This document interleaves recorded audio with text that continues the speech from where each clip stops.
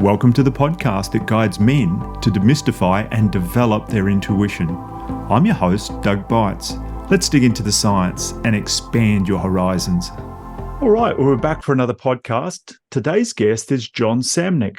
Jon is a former lawyer, an entrepreneur, C-level executive, and a founder of a woman's accessory company.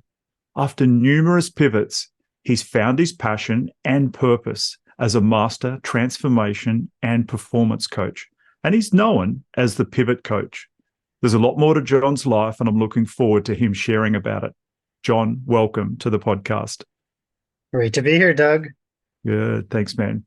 Yeah, Jon and I had a chat about a week ago and how this was all going to run and things, and it was some really interesting conversations then, so I'm looking forward to it now.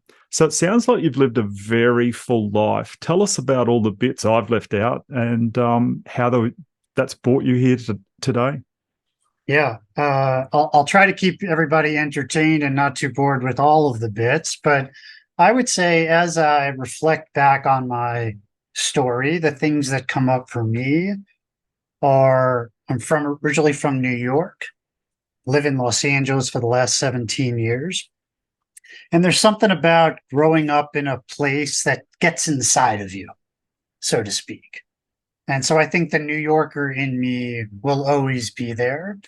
But the Los Angeles side of me, which is maybe a little more growth oriented, where I really dove into my personal and spiritual growth, is the part that I'm with the most now.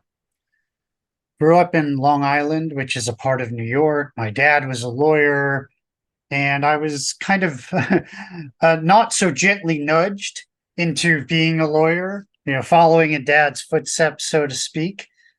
And it wasn't really where I wanted to go. But I didn't really feel like I knew where that was. And I thought, well, the people I love and who care about me seem to think that this is the right path for me. And so I said, okay, let's go. Let's see what this is all about. And I went to law school in New York City and ultimately started practicing law there, first as a litigator, then later as a transactional attorney. I spent a number of years representing a lot of clients in the music industry, including the Beatles holding company, Apple Corps Limited, the estate of Jimi Hendrix, and other music and movie companies. And it was exciting.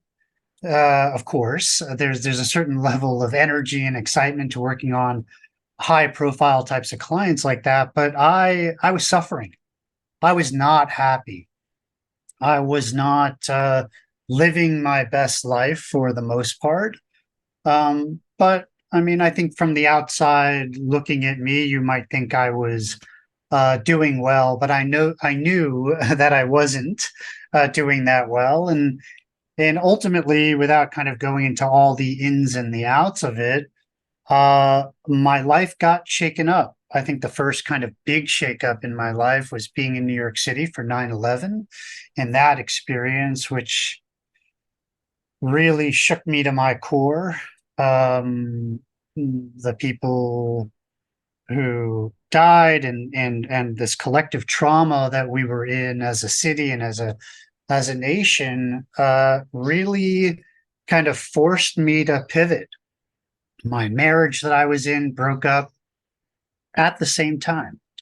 So now I'm dealing with this complicated trauma, this complicated grief, and I felt like everything that I knew had changed. And so I just kind of started this process of looking at myself, looking where I wanted to be, who I wanted to be with. And it took me to a few different places. It took me to Washington, D.C. It took me to Buenos Aires, Argentina. Wherever I went, there I was with all of my unresolved questions and trauma and grief and trying to really figure out who I was. And there came a time where I needed to start to make some decisions and plant some roots, and took me to LA. And I think it's really here that I was able to start this process of getting to know me. getting to know the real person inside of me. And what a gift that was, because I've now landed in a place where I'm doing the work I think I was meant to do. It is not something that I thought I would be doing in this way or the path that took me here, but I'm so grateful that at some point I came to really trust myself.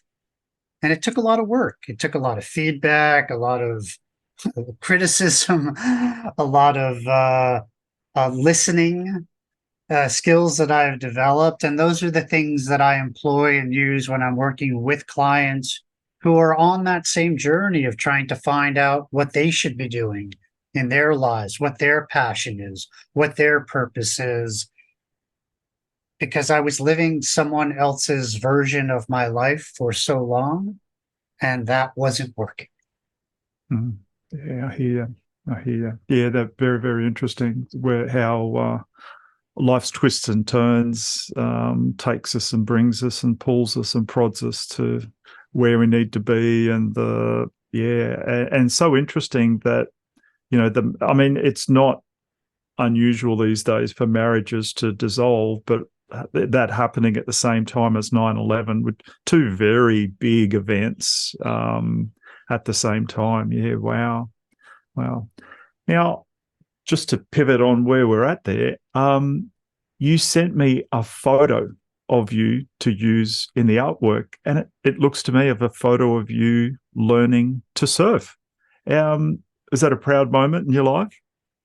It's a proud moment. To me, it reflects kind of where I also want to be as a person, which is to, surf the waves. There are times that you're going to be triumphant and on the board. And maybe if that picture is taken 2 seconds later, I'm in the water and just trying to, keep my head above float. And so to me, it felt like a moment of real learning for me. I try to be a student as much as I'm trying to teach and coach people. And if we kind of take the snapshot at the moment, it maybe doesn't tell the whole picture, but it tells a part of the story. Right. Okay. Yeah, and I was that in Los Angeles, around that area, California. That was in Hawaii. That picture Oh, was okay. taken in Hawaii, and yeah, I mean, I'm not a big surfer, but there is a big surf culture, and I love to try new things, and always encouraging my clients to do new things because, when I'm working with someone and something in their life isn't working, I want to help them look at the full picture. And so if they want a different result, they have to try new things. Mm-hmm. They have to be a different person in order to have a different experience. And so I try to bring those elements into coaching with my clients. And I also am trying to live the transformation myself. You don't, you don't go to someone who hasn't had a certain life experience, in my opinion, at least in terms of this work as a life coach and as a business coach. You want someone who's been there and is also walking the walk with you. So to me, it's important to try new things and to be able to fail and to learn and to see what lessons are available to you in it. Yeah. And I live a 25 minute drive from some of the top 1% of surf beaches on the planet, and I go to the beach a lot, but I've never, when I was 12 I tried the surfboard thing at a surf school for the kids, but there was, I think, surfboards where there was about one surfboard for every 10 kids, so you didn't get much of a go. And then yeah, and there's surf schools all around the place, and I keep thinking, and we've just hit spring here in Australia, and I'm thinking, yeah, we'll be down. We went to the beach 2 days ago. We had a real warm day, but it was super windy, and I'm thinking, yeah, I'll have to get into one of these surf schools this summer and get up on the boards. And because 3 out of 4 of my sons all surf, and yeah, they're always. So why are you avoiding it? Yeah, good question. When I was a teenager, I had a motorbike, and so after school, all day Saturday, all day Sunday, I lived near, like a large bush area, like extremely large. And so my mates and I that I had, we rode, and then I raced motocross and things like that. Yeah, and I'll go to the beach and I'll body surf, but it's just not getting on that board. And I do have a lot of fears with water, but in saying that, I'm a scuba instructor. Once I'm fully immersed under the water 100%, I'm in my element and I love it. But to be on the surface, and I have talked about this in another podcast, being on the surface of the water in between the two realms is not a comfortable space for me at all. Once I fully immerse, I'm in heaven. And I want to be down under in it, or I want to be completely out of it. I don't want to be at that. That's so interesting, right? And you mentioned this comfort piece, which is, maybe it'll be an important part of this conversation. It's certainly an important part of the conversations that I have around what do we do in moments of discomfort, right? Is that something telling us that's the place to avoid, or is that where the growth is? And that's kind of at the heart of this issue around intuition and even instinct, which is not the same as intuition, right? So do I go into something that I'm fearful of anyway? Do I just think, well, I don't do that. That's not comfortable. So I'm going to do the things that are comfortable and try to, get the best experience from that. I think it's just an interesting question that all of us are constantly wrestling with. And I think for me, one of the best compliments I got recently is that I find the challenge. I don't wait for the challenge to find me. And so my instinct and what I think is kind of the best process for me is to, when I feel the discomfort, if it's not unsafe, right? Doesn't mean you just start, skydiving or jump off a cliff. Then I know that it's going to be growthful for me. I know that there's something in me that I need to conquer. Yeah, I get you. And I've tried those things. A few years ago, I tried paragliding, where you put the parachute on and you run off the cliff and do all that sort of thing. And I got 3 days into a 9-day class, and things didn't go real well. And I stubbed my toe pretty seriously where I couldn't put my boot back on again. And I decided not to head back to that one as much as I love, because my kids bought me a tandem skydive for my 49th birthday. And so we jumped. Well, actually, we didn't jump out of the plane. The instructor, without telling me, pushed, and we did 6 barrel rolls as we came out of the plane, just like spinning. And then he straightened us up, and I'm like, wow, I was not expecting that. And the free fall was challenging, but the moment the chute opened, I wanted to stay there. That was a massive difference. The free fall to the chute. Have you ever skydived? I haven't done it yet. I'm not totally sure, to my point about whether I would do it or not. I wouldn't have bought the ticket. But my boys bought it for my birthday. What are you going to do? Like, we're going tomorrow, Dad. Okay, so off we go. But once that chute opened, I wanted to stay there for the next 9 hours until it was dark. I didn't want to leave. It was serene. All of it's gone from so much tension and noise and speed to to just silence. It was just pretty amazing thing to do. Would I go and do it again? Yeah, probably, but it's not sort of like not on the top of my list to do. What I would like is, soon as we jump out, pull the chute and down we go, because the kids also. Sorry. No, you say the kids like. Well, the kids for that one, you can jump from 2 different heights, so they paid the extra so that. I'm not sure what it was, like instead of 9,000 feet they paid for the 14,000 feet. So, the free fall was like a lot longer than normal. And even though it's quick, but it seems longer. And So yeah. what comes up for me, and I mean, this is the way that I work with people, and I work, not that I'm coaching you, but it just as an example for people who might want to understand how I work, is in the holistic way of getting to know a person to be able to find out what they should be doing, right?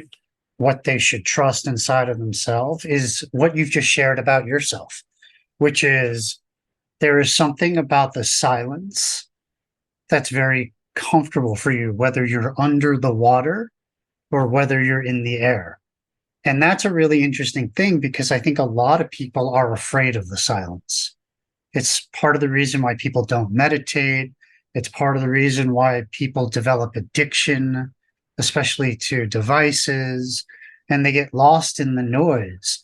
But there's clearly something that you've identified, and I'd love to even just hear a little bit more about how you came to know that the silence is part of your maybe even spiritual need, Hmm. your the need of your soul. Yeah. Well, probably 6+ years ago, I ventured to California 3 times in 18 months and learned energy clearing. And the lady that I learned it from has several other books out about Chinese face reading, and about your personality types and things like that. And when you look into the ancient Chinese medicine personality type that I have, it's a lot to do with water, and it's all about pre-birth, after death. And I'm very comfortable talking to people about death. And that sounds morbid, but for an example, if someone's recently, had someone pass away, a close relative, my wife would just like kick me, elbow me, like shut me up, because I'm happy to politely talk to the person about it. And I've had multiple people say to me, "Thank you so much, Doug, for no one wants to talk to me about the loss of my brother," or whatever. And I'm very comfortable with that sort of thing. So I think that serenity, like, it's my personality type is just that way. So it's not that anyone else should be that way, but you imagine the baby in the womb in there. And yes, you're hearing noises wherever mother is, etc. But I'm happy in that space, that pre-birth, after death space. So, and I get, you talk about meditation and addiction, and I'm like, oh, is he talking about me? Because I'm addicted to meditating. But you were talking like differently to people addicted to their devices and not meditating. Yeah, I wish I could meditate half a dozen times a day, but that would that would be out of balance, like extremely. But yeah, like it's what time is it here? It's 7:30 in the morning here, and I've certainly had my morning meditation session. So that's, for me, I love sitting in the quiet and those sort of spaces. And we live out rural. We're on 2.5 acres, but luckily for us, our neighbours are all on 10 to 50 acres. So we're very spread out and we get on really well with them. But, it's serene apart from the birds. They're all chirping away brightly. So, yeah. Well, what you're kind of triggering for me is as you're talking about the silence and the space and you're being adventurous of these are really male qualities, right? That we're speaking to men, and maybe there are some women also in the audience, but maybe more men. And I think it's so important for men to understand themselves.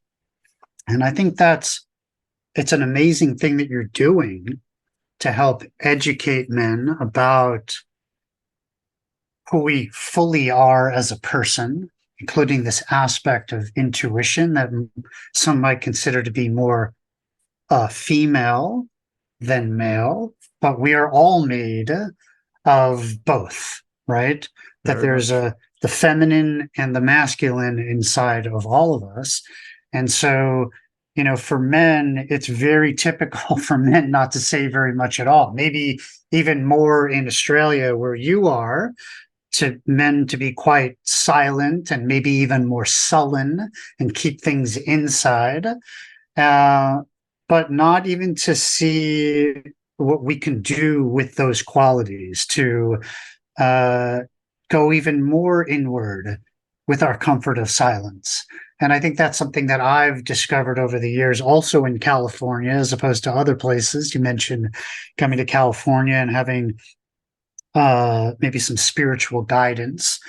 And that's what's been going on for me, maybe over the last 10 to 12 years, that I didn't have in New York and I didn't have in other places in my life. And I think uh, maybe intuitively, maybe that there was this knowing inside of me that I needed to go somewhere else to be able to find myself. Mm. And I think that's the thing that really always keeps me connected to where I am, which is I know that I'm in the right place to do this work. That I know that my growth is a result of the spiritual community that I'm in, for example, in Los Angeles, and that this is really what nurtures my soul, and that this is really what is allowing me to reach my potential. And isn't that what we're all looking for? Yeah, yeah, amazing. And yeah, while you're talking about men, when we had our conversation last week, we both, well, I started the conversation bringing up about my dad and his addictions, and you talked about your dad who had different addictions to mine. And when you said about it, and I thought, oh, okay, I'd never thought of someone being addicted that way. But yeah, so do you mind sharing some things there? And Sure. Yeah. I mean, my dad died 14 years ago. He was a great guy, the funniest guy most people ever met. Really had a big presence, as one would say, like literally and physically. He was a big man, and I know from my conversations with him, as infrequent as they were, that there were things that he struggled with, and he never really had a chance to talk about them when he was young. Circumstances that affected his life, things that he saw his dad go through. He went his whole life and never shared them with me. And so he wasn't really sharing them, I know, in places that he could get more support, and how it really just deeply affected the way that he went through life. It was the baggage that he carried, the trauma that he had. And I think all of us, to some extent or another, we don't get out of childhood unscathed. Like there are things that happen. And I love the work of Dr. Gabor Mate, who says that secrets become trauma because we don't talk about them. wow, And the toxicity of that. And so it took me a really long time, most of my life, to really understand my dad's pain and to be compassionate, because if you don't know, you don't know. And everybody has a story. And I just took it personally. I just thought, well, I'm always doing something wrong. That's why he's so upset. Right. Or, maybe this is why he just loves food, and he didn't drink. He stopped as soon as the doctor said you have to stop smoking. He stopped smoking the next day, but he loved to feel the comfort around food and sugar and all of those things. And it it certainly didn't help his health. And so when he died, and he died suddenly, it was, I think, a culmination of so many things that he left unattended. And in my life, I don't want to leave those things unattended, meaning my pain, my trauma, my joy, the feeling of being human, and all of the emotions that that brings up. And to know that I don't know everything. I can't solve all of my own problems by myself. And that's what I say on my website, we're not meant to do this work alone. And so that is maybe even it's my karmic kind of path to see what he went through and to see that he didn't have maybe someone close to him who could help coach him and support him, and that I needed that person myself for a good part of my life. And so I'd really try to be that for others. Mhm. Yeah, and I can really relate to that. Like, and I have not heard that term before, but I love it. Secrets become trauma. And looking at my dad's life, I mentioned to you last week that when he was 11 and a half, his mother was hit. She was on her bicycle and she was hit by a car, and not far from their home, maybe less than half a mile away. And this was in 1941. And the ambulance driver, well, I think he acted intuitively. He put my grandmother in the back of the ambulance.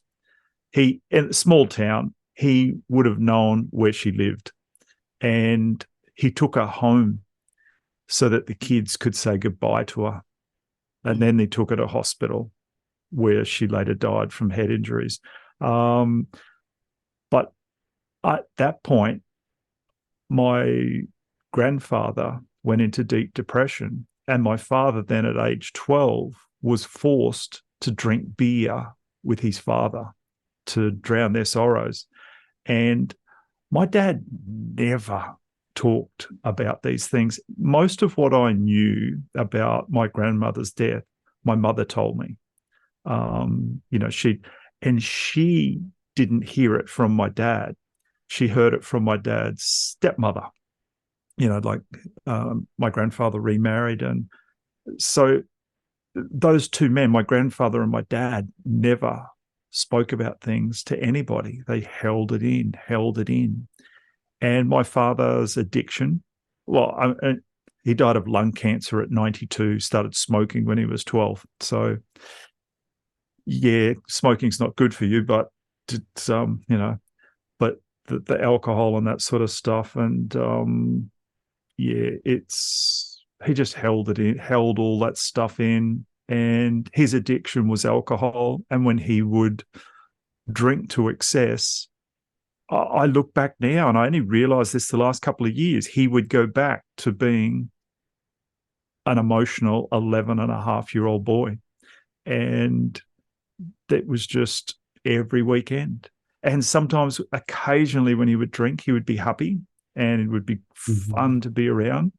But there was the rare days. And that is, I can hear it from you. It's you're watching your father as part of what's motivated you to do what you do, and it's part of what's motivated me to do what I do. That seeing that pain, they're saying most men live lives of quiet desperation, and I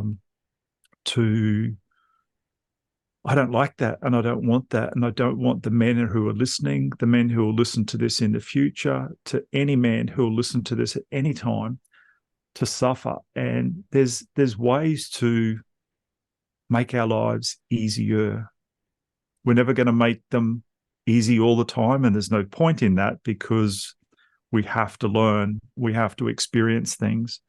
But there's a lot.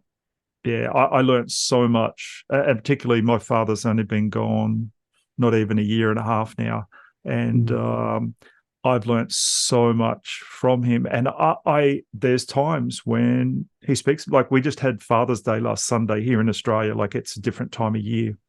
And he's a man of few words, and he speaks to me now. And it's always just a few words. And he said, I got some new stories to share with your son. One day, sometime, we'll get together and I'll tell you about them, from some new adventures he's having at the moment. And I was like, oh, okay, great. So I've got that to look forward to. And hopefully he's not a man of so few words as the future rolls on. Yeah. Do you find that because I know, this is a conversation about intuition, but it's also just about being human and being a man. And here we are, a couple of guys talking about meditation and our feelings and all sorts of things. It's a different sort of a conversation, which I just want to say I really appreciate. Mm. And if somebody can pick something up from this, that's, maybe to look at their addiction or look at their process and not to live the life of quiet desperation, as you quoted. What a gift that is to them.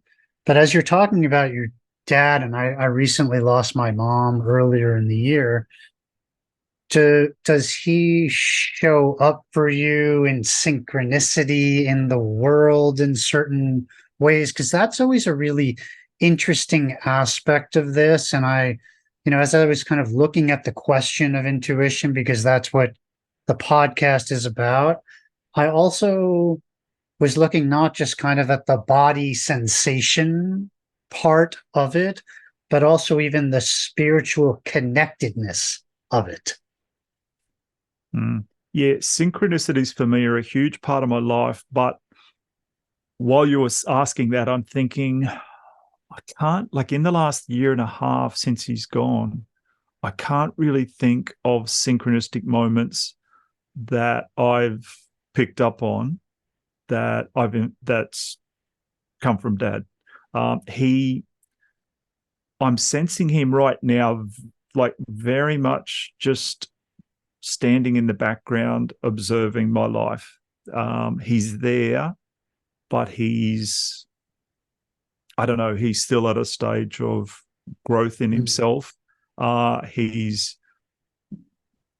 believe my two grandmothers, both of them passed away. One died in their 20s and one in their 30s. So they, one died 20 plus years before I was born, the other 30 plus years before I was born. And I believe both of those are very active in my life, as guardian angels, whatever you want to call them. But I believe, for me, Dad's not at that point yet. He's sitting in the wings, watching, observing, and because he's my dad, he's very much there, But yeah, no, I haven't. Synchronicities for me are like I love the subject, but I haven't noticed that yet with Dad. Yeah. What about you with synchronicities? Yeah. It is interesting. It is interesting when they show up, because I think one of the things that we do is we try to make meaning out of things. We're storytellers, right? This is like the original way our ancestors from however long ago you want to tell that story, whether it's 5,000 years or 5 million years, is that there's been stories to tell, and trying to maybe make a little order out of chaos and give meaning to things. And so recently, not that long ago, as I was really trying to move past, I think, some things that were holding me back in terms of my relationship with my dad. I mean, he's been gone 14 years, but in many ways, he's still very present in my life. And even if it's the voice that I hear around, don't do that, right? Or why are you doing that? Or you're stupid, or whatever, whatever I'm doing to myself. I had this dream where he came to me and he said, that book you gave me on personal growth was very, very, very good. And I thought, okay, we're now in a new place, because that's not a conversation my dad ever had with me. And I think he probably would have poo-pooed most of that stuff as airy-fairy or whatever you want to do, right? I mean, you grew up with a certain belief systems, and sometimes it might be hard to expand that. And it felt very real to me, and still does feel real to have him visit me in that way. And I think in many ways it's changed my relationship with him. So there's that with my dad. With my mom, it's a different thing. Like my mom is someone I would describe as like Snow White with an attitude. She she loved all living things, everything from the squirrels to people and birds and dogs, and she just loved animals, and she loved people and literal and plants and literally anything that was alive. And and so a couple of things happened recently. One with my wife, where she was going through something difficult, and she went for a walk, and she really was kind of like, she loved my mother and my mother loved her, and so she's walking down the street, and my wife is a little afraid of a lot of living things, sort of opposite to the way my mom is. And so this butterfly comes and lands on her, and the butterfly's wings are all blue, and blue is my mother's color. And my wife's trying to kind of shoo the butterfly away, and the thing just stayed with her for a whole block, a whole city block. And in it, she just really felt the presence of my mom. And I do believe that there's something to that. And then for me, we recently went on a trip, and now as a father, and I have what I call a bonus daughter, which is a stepdaughter, but I don't love that term. So it's a bonus daughter, and she's incredible.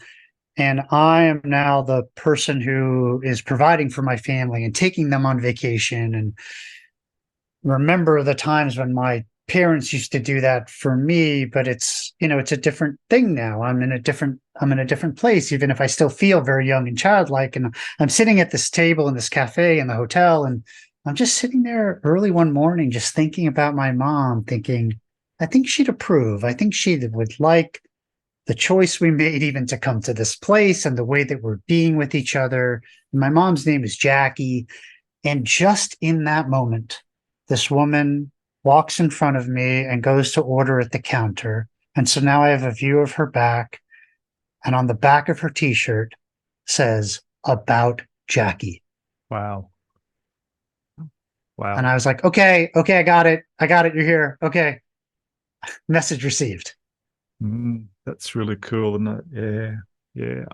I know. I'm trying to think when it was. Like, yeah, we just had Father's Day. It was a couple of days before Father's Day, and my wife and I were somewhere, and I saw a man. Oh, we were at a coffee shop. That's right. And just as we finished our coffee, hopped up and walked off.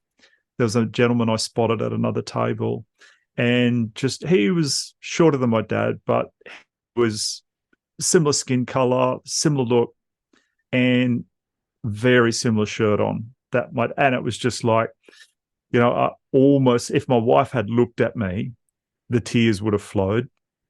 But she never knew. I never said it, because I knew if I said anything, the tears would have started flowing. And it's not that I'm afraid of that, but I was in the middle of the shopping center, busy shopping center, and it was like, yeah, I don't really want to, be wiping my eyes here. But yeah, just those little moments. And just for the men out there listening, they might be thinking this is weird, but some of them might be thinking, oh, I've never heard anyone talk about this stuff before. Doug, what do you mean your dad speaks to you? Now, didn't you just say he died? Do you mean before he died? No, I mean now. Like I probably talk with my dad as much now as I did before he passed. Now, I didn't talk to him much before he passed. I would go for the last year or two, I would go to his house, say every 2 weeks, and mow the lawn. And it was the last, he was like 89, I think, before he would let me mow the lawn. I did it once when I was like 12, and I didn't do it that good. Yeah, I mean, literally, he didn't think I would know how to be able to start the mower properly, all these sort of things. And, he was getting pretty not so, physically fit at that age, at 89. He finally gave it over. And so I'd go there every 2 weeks, and hi, Dad, how you going? And he was like 95% deaf anyway, so he'd lip read a lot, and it'd be a very short and sweet conversation. And he'd know I was coming, so he goes, I've fueled the mower, I've primed it, just pull it and just make sure the throttle's here. And that was the whole conversation. And then I'd finish and come in, and he'd sort of give me the thumbs up. Thanks. Bit of a nod. But now, so that was as much as the conversation ever really was. And part of, with his serious hearing loss was not helpful at all either. But now, yes, on occasions, I'll hear these words inside, and I know they're a little different to how Dad spoke then, but not a lot. I can tell it's him softening, changing in this realm he's in now. Talking about meditation, I'd have to look up, I do have the dates written down, but I'm going to guess, I'm going to say 4 to 6 weeks after he passed, I did a very full-on 50-minute guided meditation by a lady called Anita Morgeni, who had an extreme near-death experience. And she's had this amazing music put to it. And I'm trying to it's like a Hollywood music producer, like one of the top ones she's used to do it. And it's a really amazing thing. Well, the first time I did that after Dad passed, it just came through to me, and he just spoke to me, and he said, my life's plan was to teach you not what to do. And that's why I acted the way I did. And that's how my life went the way it is. You have done the opposite. You have run your life, and I set the example for you of how not to do it. And that's what you've been able to base your life on. And you've chosen most of things, and so for the guys out there listening, yeah, I do get these messages come through. So if you've had someone close to you pass and you think you hear these things, or you're not sure, I don't think you're crazy. I think you're normal. I think us guys just are too shit scared to talk about this stuff, because people will think we're friggin' crazy. And if you think I'm crazy because I'm talking about it, awesome. My dad, one of his sayings used to be, son, it's better to be crazy and know you're crazy than be crazy and not know you're crazy. And hey, I'm just happy to be crazy. And so I hope that helps a couple of people out there listening. Well, it's, as I'm sitting here listening to you, I'm thinking to myself, are people, there's two things. One is, are people following us? Are people understanding what this conversation is? Because it's not the usual conversation. You seem very comfortable with talking about whatever comes up for you in a way that doesn't have any sort of shame or embarrassment or stigma, which is kind of incredible. I think most people don't operate from that place. We think something, and then we turn right back around and hold it in, or dismiss it, or there's something that we do where we really minimize whatever the experience is that we're having. And I think, again, as I'm thinking about this intuition question, and maybe we'll ultimately talk about it, but possibly not, I don't know, is the question of trusting oneself. I think that this is like one of the most important things that we can learn, which is, I'm having a conversation. Am I crazy?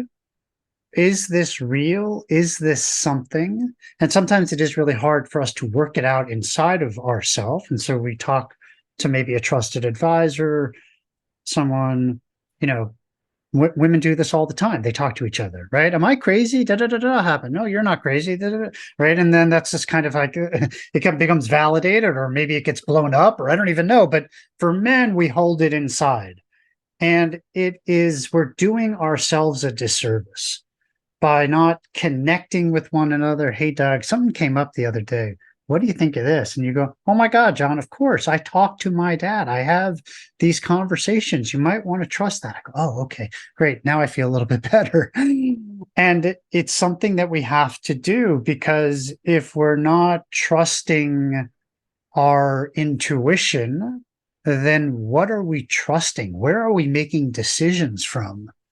And I think that's the challenge that we face. Like, we say, well, I'm doing this because so and so told me to do this, or this is the way I've always done it. Yeah, you've always done it wrong, but continue to do it and hope for a different result. Like, that's the definition of insanity.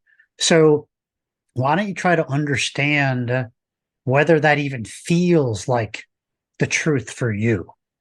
And that is part of the exploration I lead my clients in.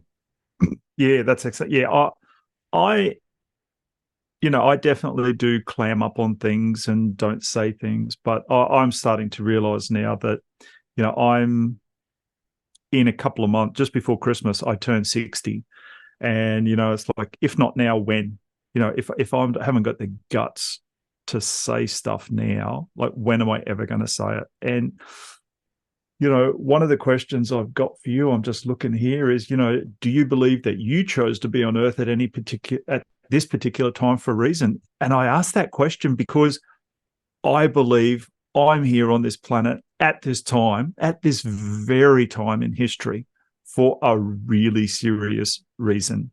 And that's just, to me, that's normal stuff to talk about. It's what I love to talk about. And I said to my wife recently, and one of the reasons I've gone over to like wanting to talk to men is because when I said to you 6 years ago, I went to California and I went to learn energy clearing. So I'm in a class of 50 people. Guess how many of them are men? 5 out of 50. That even seems high to me. I was going to guess like 3. Well, I'll give you the disclaimer on that. I'm there by choice. There's one. There's another young guy in his early 20s. His grandma had been to this thing before. She bought him a ticket and said, mate, you're going for 5 days. So he turned up. 2 other guys. The conference center was this beautiful place called 1440 San Jose.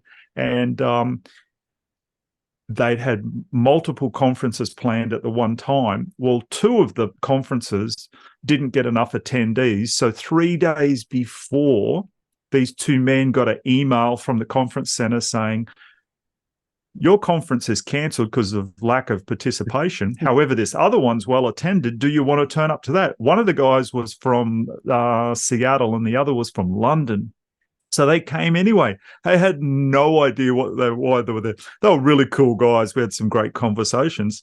And then the other guy, he came with his wife and he seemed like he wanted to be there. So there was 2 out of 50 people there who were guys who chose to go there. And so then I'm starting to become Facebook friends with these ladies who I've met there, and they're all really cool and they're talking my language. And my wife's then now saying to me, she's with a smile on her face and sort of like, she gets all these friend suggestions on her Facebook thing.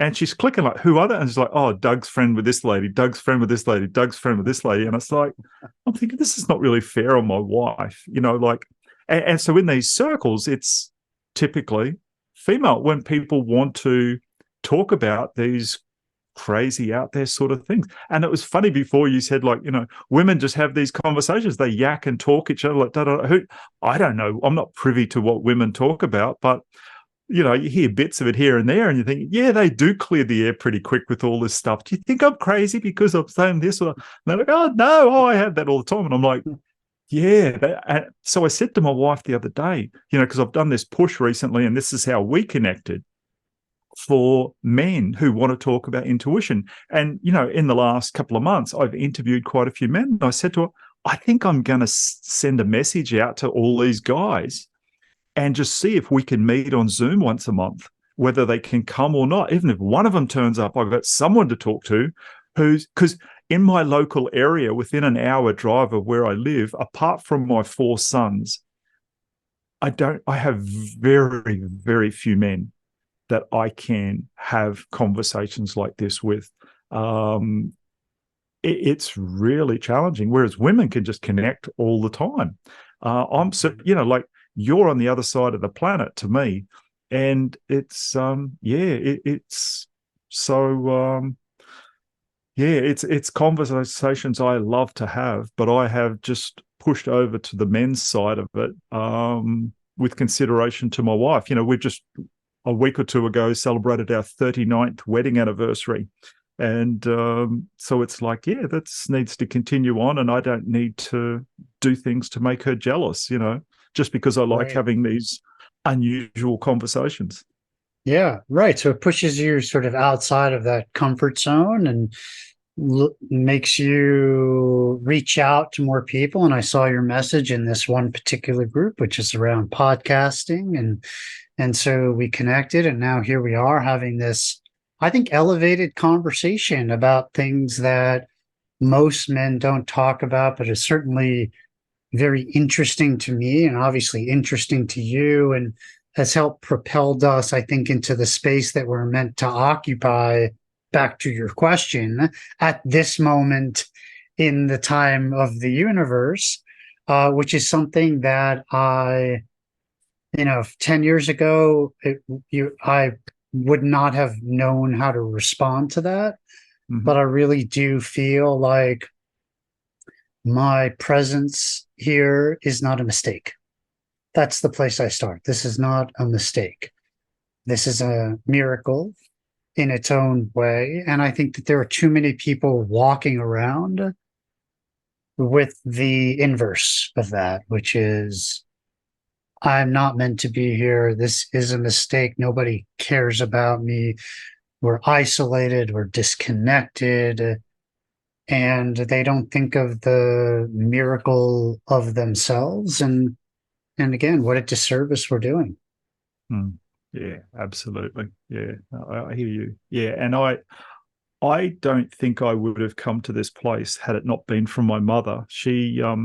I've got 4 much older siblings, and through dad's addictions of alcohol, etc., before I was born, she had saved up a lot of money, and she used to clean houses, and she'd saved up money from that, and she was packing up. She had it all planned, and she was about to take the 4 kids and leave dad. And suddenly she was pregnant with me. And my mum had been brought up in a Catholic orphanage, and she'd gone to church her whole life. And when she was pregnant with me, she obviously was not happy initially over it. But she always told me from a very young age that God spoke to her and told her that I was born for a reason. And so I always had that instilled into me that God said I was here for a reason. And, I always often wondered what that reason was, but it was easier for me to know that I was meant to be here now. And maybe in my early days as a child, I thought it was, I was there to stop mum leaving dad.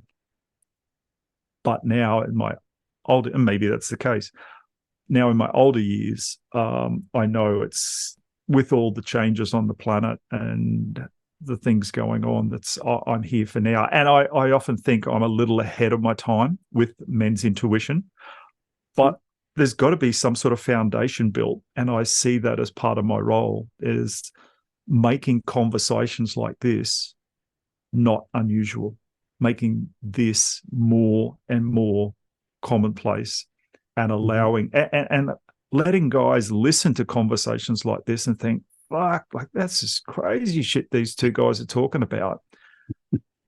and just maybe they might say to their spouse or to one of their mates, I was listening to these 2 guys the other day and they're talking about this stuff.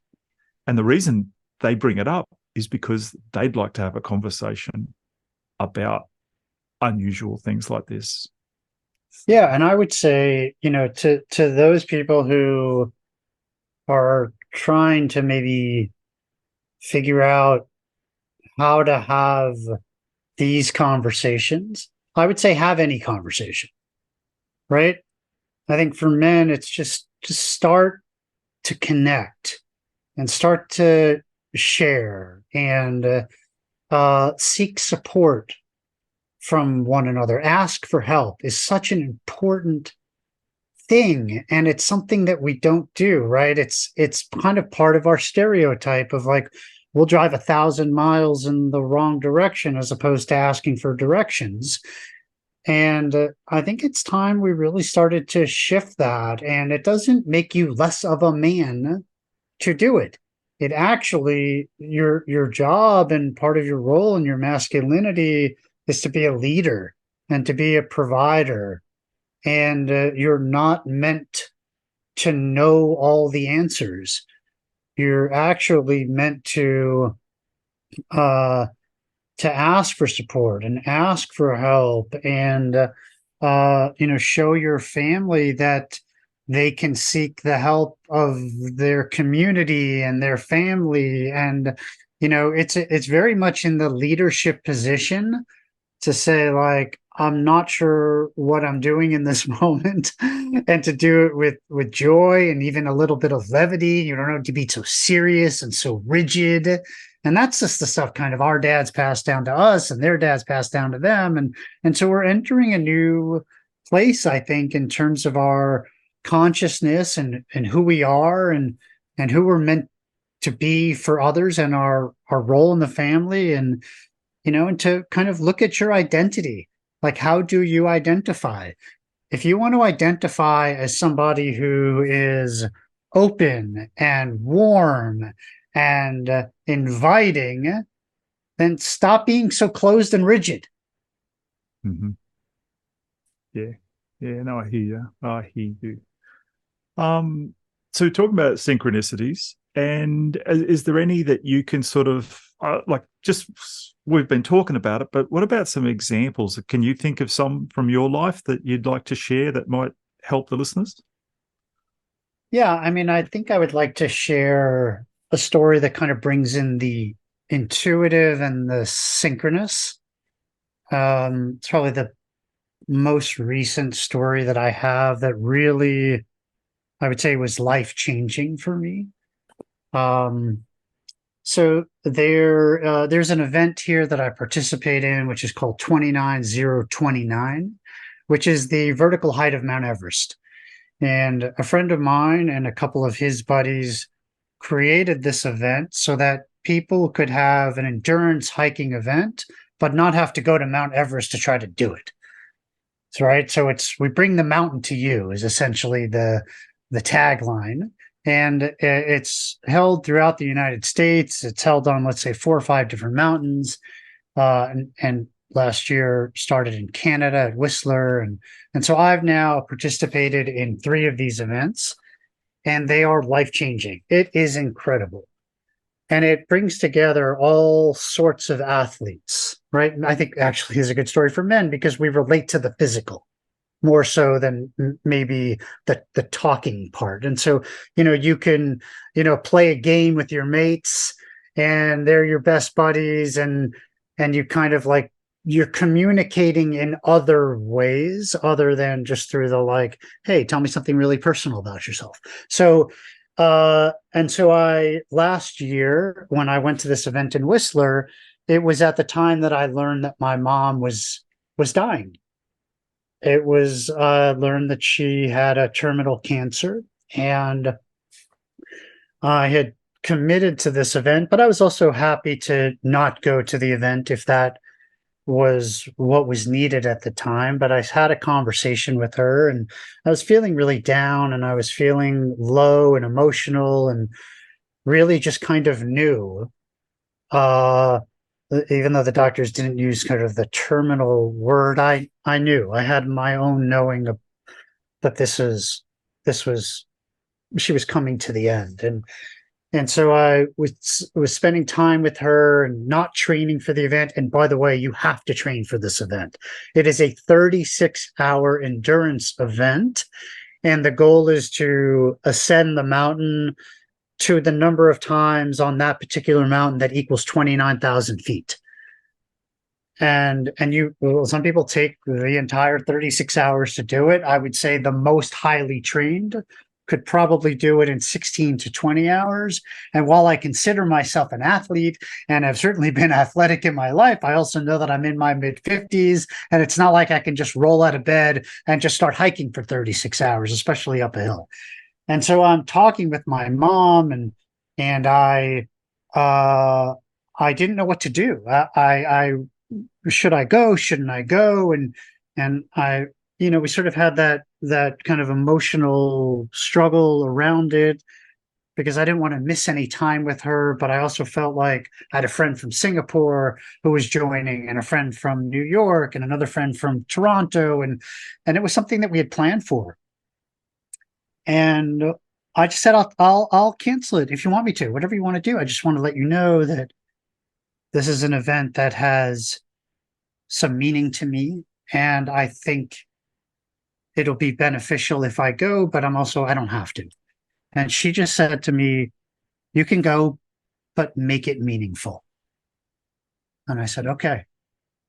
And I thought, well, what can I do in the last 2 weeks here, not having trained very much at all? All right, I'm going to try to get out, take a jog, get time on my feet. I know that this event is really difficult. And like I said, I haven't been an endurance athlete. And so it was really going to challenge me. But another friend of mine said, go and tell people what you're going through. Ask for support.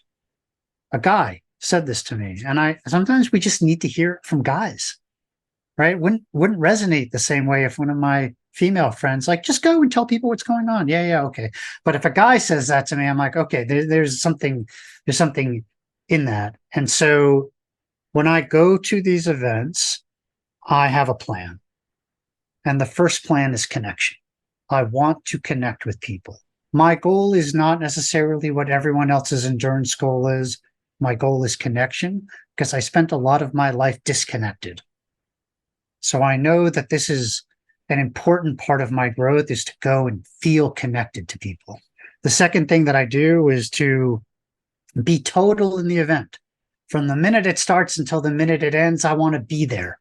I'm not looking for a way out. I'm not there to do my taxes. I'm not there to focus on other problems and issues, and maybe on my mother's illness even.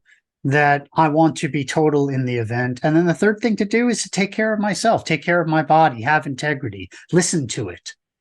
Okay, this is something that as men, we kind of brush off, right? This is why we never go to the doctor. Something bothers us, we take a pill, it goes away. Meanwhile, that might be an important message that's coming in that we now no longer hear. So those are the three things that I do. So I go to this event. Event starts 6 a.m. Friday morning until 6 p.m. Saturday, and it's Thursday. And I go into the ballroom where there's over 200 people in the room. And I look around and I think, who do I need to talk to? Who do I want to connect with? And I see some people over here who are people that I know, and I see some other people, but I'm just looking, I'm scanning, I'm trying to feel the answer for myself. And so I go and I sit down at this table, and there's one woman, Sarah, and her friend Bradley, and I'm there with a friend of mine. And I just introduce myself. Hey, I'm John. I want to just say that I'm not even sure I should be here. I wasn't sure that I was going to come. I know a lot of people have been training. I have not been training that much. My mom is really ill. And I just wanted to be here and feel connected. And this woman just kind of like sits back. Her name is Sarah. And she's like, oh, thank you for sharing that. My mom died a couple of years ago, and I don't really think I've really worked out the grief around her. And my friend died 6 months ago. And I said, well, maybe we'll be able to work it out on the mountain. And then we just had like a regular chat. But it was something, there was something in it. There was something I felt like deeply connected to this person who I had just met, the table that I had sat down at. These little micro decisions are important. Now the event goes on. It's super hard. I'm struggling. The first time up, I want to give up. We're at Whistler in British Columbia. It's like every single season in September. It's snowing at the top. It's sunny at the bottom. It's a rainforest. There's a lot of things happening. And, I'm in my head, which we do when we get into a tough place. And, I'm just trying to do my best. I've got stuff to work out. The night comes, I go back to my room and I think I'll have a little bit of a nap. This is an event that not a lot of people sleep at. I totally pass out. I fall asleep. I get up the next morning. I'm like, okay, well, that happened, right? Now I've got the rest of the day, the second part of the day, and start to hike, and I feel good. And I'm meeting with these other people and just feeling the connection and just feeling warmed up, really starting to feel alive. Walking up my third ascent. The goal is 8. I'm on 3. That's okay. I don't feel bad about it. A bear pops out. Bear stands up. And just a few days before the event, I have a cousin who died suddenly, which was another bit of grief that I was bringing to this event. And I thought, man, this is a bear. I'm grieving 2 people, my cousin, who was this lovely guy who I have an enduring picture of him as a wrestler with his fists up, which is how the bear is showing up for me. And of all the people on this mountain to be confronted by a bear, it's me. I'm the guy. I'm the guy who's looking at the bear. So, of course, I yell at the bear. I kind of make some noise. It scurries off, and I think, okay, well, I guess there are things that are happening here that are even beyond my understanding. I just got to keep going. And so I finished the third, and now there's just over 4 hours left, and I come up the mountain, and I make the turn to move into the rainforest part of this trail at Blackcomb Mountain, and there's Sarah, the girl from Thursday. She's on her last ascent. I'm on my 4th, but it's going to be the last for both of us because the event's about to end. And she's like, oh my God, what are you doing here? Oh my God, what are you doing here? Can you believe it? You're the first person I met. Okay. Well, I don't know. It kind of brought us together in this moment. Of all the people that I could meet at the start of this last ascent, it's her, the first person I met. And so we're walking and we're hiking and we're aware of the time because it's a timed event. And I can see that her body is breaking down. She's been hiking now for 30 hours. And she's probably 100 pounds soaking wet before this event, and she's struggling. And she says, I don't think I'm going to make it. And I said, Sarah, I will carry you if you can't do it. I will carry you. Now, I didn't think that I was making a promise, but I told her that that's what I was going to do. And we're walking and we're doing our best. And I'm giving her whatever food I have and whatever drink I have. And I'm asking her to tell me a story. She says, I can't even tell any stories. I can't even think straight. You tell me stories. And now I'm telling her stories about my life. And something is happening. There's definitely something happening in this moment. It feels much bigger than a hike. And as we're moving up, we find a coach on the mountain, this great guy named Chris, who's there to kind of make sure that there's no one left on the mountain. And he comes right up behind us and he's like, we only have 45 minutes left. How are we going to get up the mountain? And I said, Chris, I don't think she can make it. And he's going into his full coaching mode. There's a guy who coaches Navy SEALs and he's like, yes, we're going to go. Of course we're going to go. And he's doing really hard. And he realizes very quickly that this last descent, this last sort of half mile up the mountain is going to be very difficult for her. And so what does he do? He gets in front of her. He says, Sarah, put your hands on my shoulders. Jon, you get behind her. And now we are literally carrying her up the mountain. We are carrying her up the mountain, aware of the time that's ticking and her physical struggle. But there's nowhere left to go. The only way is up. There is no down. And so we get to the top of the mountain and there's about 5 minutes left. And she could barely walk. She could barely walk. And we get her there and we're with her and I'm holding on to her and she's saying, I love you and you're my guardian angel and all these incredible and beautiful things. And she crosses the finish line with 2.5 minutes left out of 36 hours. The last person to finish is me because I'm behind her. And it became this moment for me and for her, and talk about being in the world at a certain point in time that you're meant to be there. I mean, this felt like all of it. This was the whole thing. My mother, who was laying in bed, the most active person I knew, cancer had paralyzed her, couldn't walk. And now here I am helping this woman walk and helping her achieve her goal.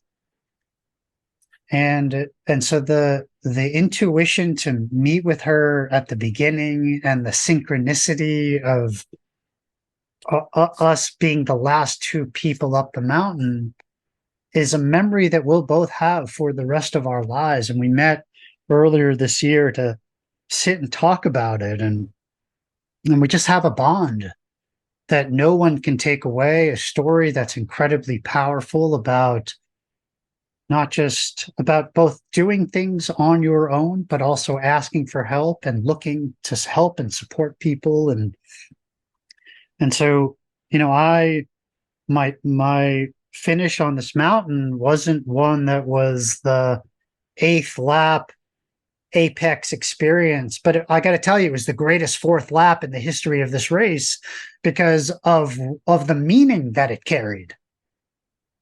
And I told this story, and I've told it a number of times, and one of the guys who I told the story again to just this past year when I was competing at this event in Jackson Hole is the guy who's the founder of the event, a guy named Colin O'Brady, who was a world record holder, a New York Times best-selling author. He has hiked the top 7 peaks on the 7 continents and has himself reached Everest, as well as being the first person to traverse Antarctica alone, unaided. And I said, Colin, you might remember me from last year. This is my story.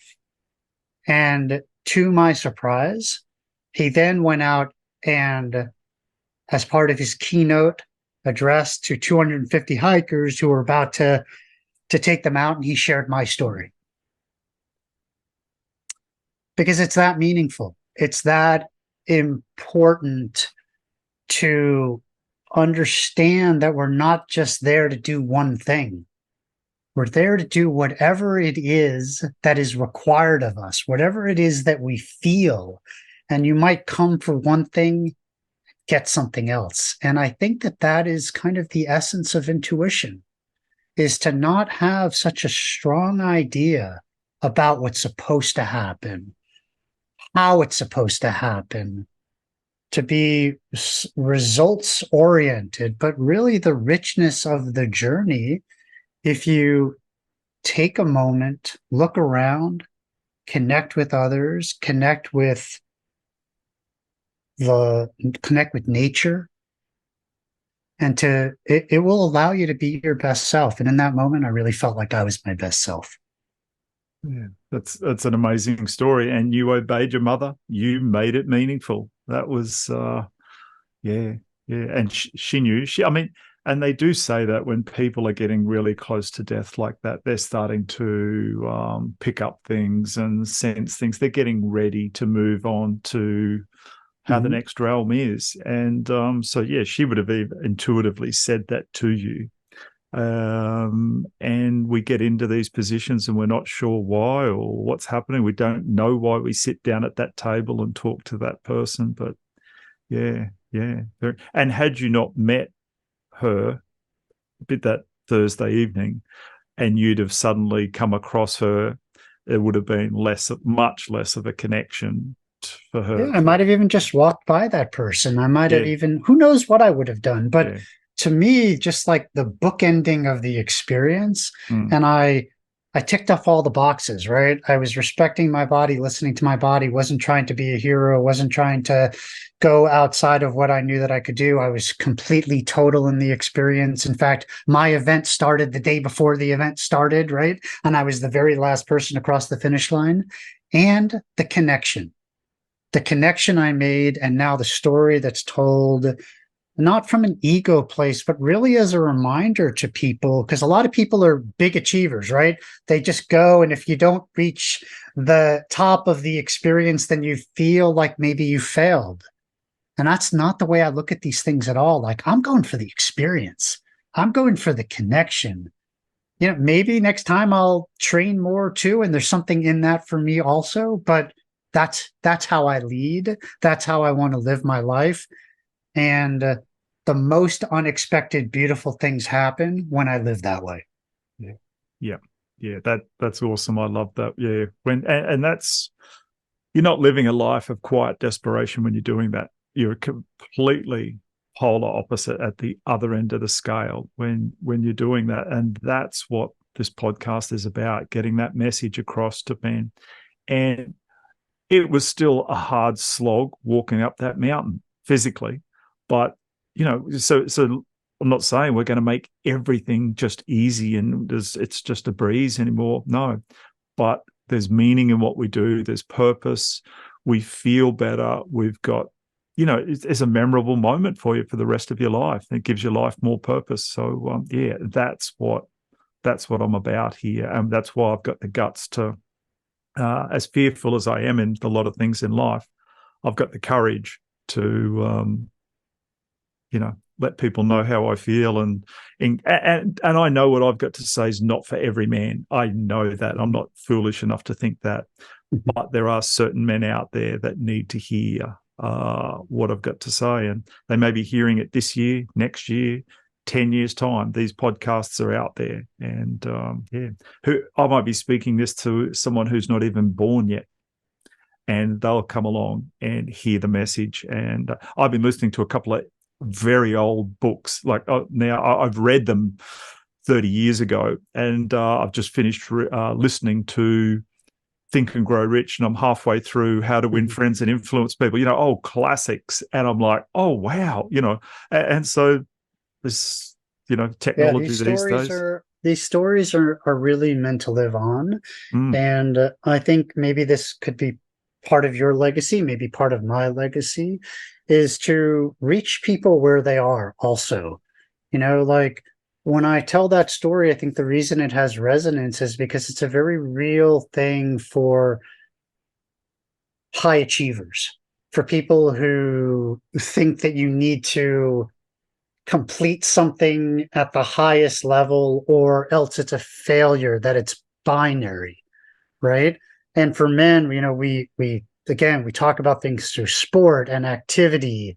And, even for, Australian men, I know it's like you live in an outdoor society, and it's actually, you're very much part of nature, which is incredible. And so maybe just even I wanted to share this from nature as, maybe there's a cowboy, Australian cowboy out there, whatever, who happens to listen to a podcast, and maybe it's this one, right? Just look around you and see how nature responds. And one of the best examples I can use is that of the buffalo versus the cow. Okay. The cow, for example, when there is a rainstorm coming, they try to outrace the storm. Now, cows aren't very fast, but they're going to try to move to keep ahead of the rain. That's their nature, is to move in that direction. But what happens? It means you actually get rained on for a longer period of time, right? Because as you stay in the rain and you're following the rain and the rain is following you, you're just getting wet. If you're trying to outrun the rain, that's not a very smart approach. The buffalo is different. The buffalo turns and runs into the storm, right? So it meets the storm passes it, and it goes through it. And in that period of discomfort, you've shortened the experience. And that is really what I would say to people who know intuitively. They know that there's a missing. They know that there's a question that needs answered. They know that there's a pain that needs attending to. Don't try to outrun the storm. It's only going to prolong the pain. Yeah, very valuable advice. Yeah, I love it. I love it. So, all right, we've been chatting away for a fair while here. Is there anything else you'd like to add before we wind up? And I'm going to have all your contact details in the show notes for anyone who thinks Jon is a pretty cool guy, and I wouldn't mind being coached by him. The details will be there. So anything else you'd like to just say before we wrap up? I just think it's, first of all, it's an honor to talk to you. I really appreciate your perspective on life. Even if we weren't be recording this, I would I love the exchange here. I've learned a few things about how you view yourself and the universe and the lightness that you've developed around it after a really challenging childhood. I think that's really inspirational to me. So I hope people can be inspired. I'm welcoming anybody who wants to reach out to me through my website or my email. I'm always looking to have interesting conversations, and I want to help support people as best as I can. I'm not saying I can support everybody, but if I can, I will. And, I'm just really happy to have done this. At this point in my life, it's a very different conversation that we're having for me in this moment that I would have had before. And I hope to do it again with you sometime soon. Yeah. And just when you said the word podcast, I just realized, like, reading in your bio, you're just about to start your own podcast. Like, what stage are you at with that? Yeah. So I've recorded a number of episodes. The podcast is called This Is Everything.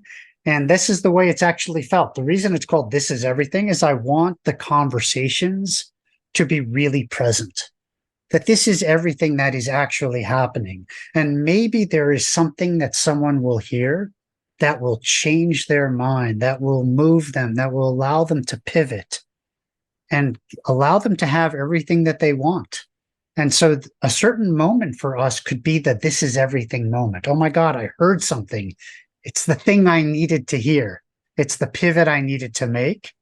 And so I've done a number of podcasts. They're already recorded, but intuitively, I felt like I couldn't really fully be with it until after my mom had passed, and to also attend to my grief during this time. And so between now, we're in September, between now and the end of the year, I'm going to be releasing the podcasts. And they're really incredible conversations about people who have, like yourself, moved out of some really difficult circumstances into triumph for themselves. You have people who have lost a limb, lost a child, been through some really difficult life experiences, and they just live life with true gratitude. And I think that those are really important stories to tell. Very much. Yeah, no, I couldn't agree more. So, yeah, so if you're looking for something in the coming, towards the end of the year, This Is Everything. Jon Samnick's podcast. Listen in.